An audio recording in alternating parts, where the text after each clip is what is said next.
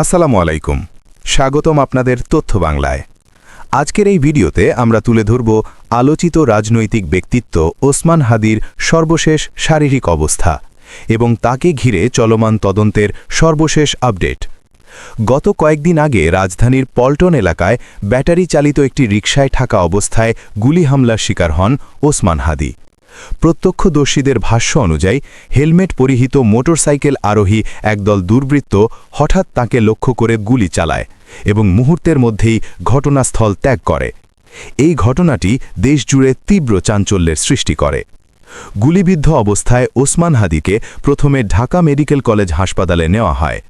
পরবর্তীতে অবস্থার অবনতি হলে উন্নত চিকিৎসার জন্য তাকে স্থানান্তরিত করা হয় রাজধানীর একটি বেসরকারি হাসপাতালে। চিকিৎসকদের বরাতে জানা যায় তার শারীরিক অবস্থা ছিল অত্যন্ত সংকটাপন্ন এবং জীবন রক্ষার্থে তাকে লাইফ সাপোর্টে রাখা হয়। আজকের সবচেয়ে গুরুত্বপূর্ণ আপডেট হল উন্নত চিকিৎসার জন্য ওসমান হাদিকে সিঙ্গাপুরে পাঠানো হয়েছে।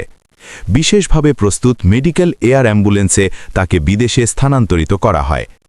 এই সময় তার সঙ্গে পরিবারের ঘনিষ্ঠ সদস্যরাও উপস্থিত ছিলেন। চিকিৎসকদের সুপারিশ এবং পরিবারের সম্মিলিত সিদ্ধান্তেই এই বিদেশে চিকিৎসার ব্যবস্থা নেওয়া হয়েছে বলে জানানো হয়েছে। এদিকে এই গুলিবর্ষণের ঘটনায় পল্টন থানায় একটি হত্যাচেষ্টা মামলা দায়ের করা হয়েছে। পুলিশ জানিয়েছে হামলার পেছনের প্রকৃত উদ্দেশ্য উদ্ঘাটন এবং ঘটনার সঙ্গে জড়িতদের শনাক্ত করতে তদন্ত কার্যক্রম জোরদার করা হয়েছে।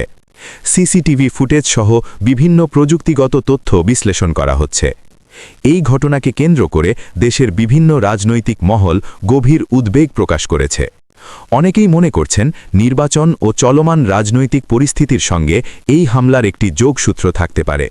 তবে আইনশৃঙ্খলা বাহিনীর পক্ষ থেকে জানানো হয়েছে তদন্ত সম্পূর্ণ না হওয়া পর্যন্ত এ বিষয়ে কোনো চূড়ান্ত মন্তব্য করা হবে না। সবশেষে বলা যায় বর্তমানে ওসমান হাদির শারীরিক অবস্থা চিকিৎসকদের নিবিড় পর্যবেক্ষণে রয়েছে এবং দেশবাসী তার দ্রুত সুস্থতা কামনা করছে। এই সংক্রান্ত যে কোনো নতুন আপডেট সবার আগে পেতে আমাদের চ্যানেলটি সাবস্ক্রাইব করুন। সঙ্গে থাকুন তথ্য বাংলার। ধন্যবাদ।